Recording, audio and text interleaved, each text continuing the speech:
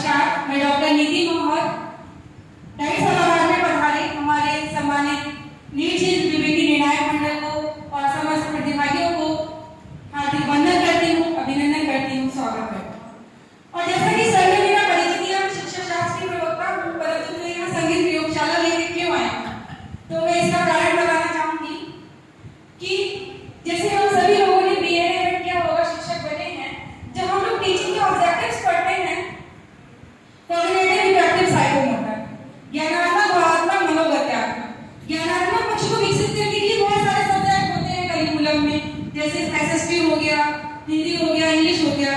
कुछ मनोगत्यात्मक पक्ष के लिए भी होते हैं जैसे इंजीनियरिंग वगैरह हो गया, लेकिन भावात्मक पक्ष को विकसित करने के लिए संगीत जैसे विषयों का समावेश होना अत्यंत आवश्यक है। इस बात से आप सभी लोग एग्री भी करेंगे। और बालक का सर्वांगीण विकास तभी माना जाएगा जब उसके तीनों डोमेन विकसित होंगे।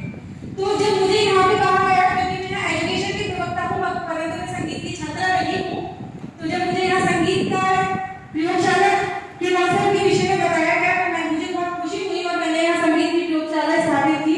ये हमारा जिस दिन पहले दिन संगीत प्रयोगशाला का इनॉग्रेशन हुआ था, तो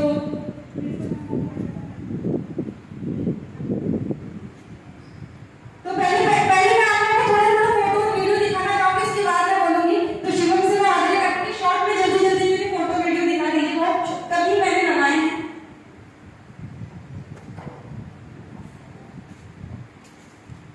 ये हमारी संगीत प्रयोगशाला है, आशा करते हैं आप सबको अच्छी लग रही होगी।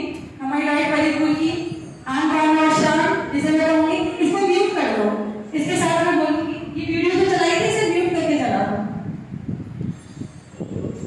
अभी तक डाइट में संगीत की बात करें, पिछले सेमेस्टर तक एक बच्चे ने लिया था, परंतु मेरा नवाचार ये रहा कि मैं संगीत के प्रति बच्चों की रुचि जागृत करूं। इस समय लगभग 50 बच्चों ने संगीत लिया है।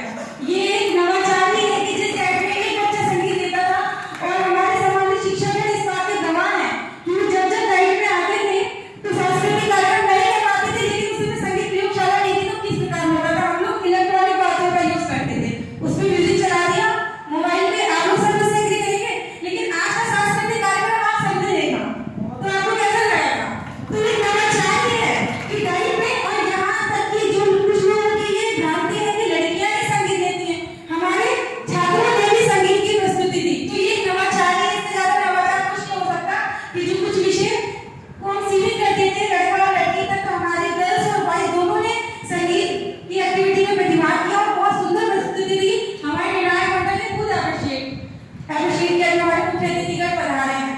तो एक नवाचार ही है कि हमारी डाइट में संगीत की प्रयोगशाला खुली है। मैं पूरी कोशिश करती हूँ कि हर बच्चा संगीत ले और उसका भावात्मक पक्ष विकसित हो, क्योंकि कॉग्निटिव और साइकोमोटर पक्ष का भी विकास होना पर्याप्त नहीं है जब तक हम भावात्मक रूप से विकसित नहीं होंगे। और वैसे भी पाठ्यक्रम में जो सिलेबस है वो इसका एक बैलेंस होना चाहिए। तो संगीत को बहुत ही कम महत्व दिया जाता है, तो ये मेरा नवाचार ही है कि संगीत में बच्चे इतनी रुचि जागृत कर रहे हैं कि कुछ बच्चे दूसरे विषय छोड़ के, अभी मेरे पास 4-5 एप्लीकेशन आई है, दूसरे विषय छोड़ के संगीत ले रहे हैं। तो क्या ये नवाचार है या नहीं है, आप लोग बताइए।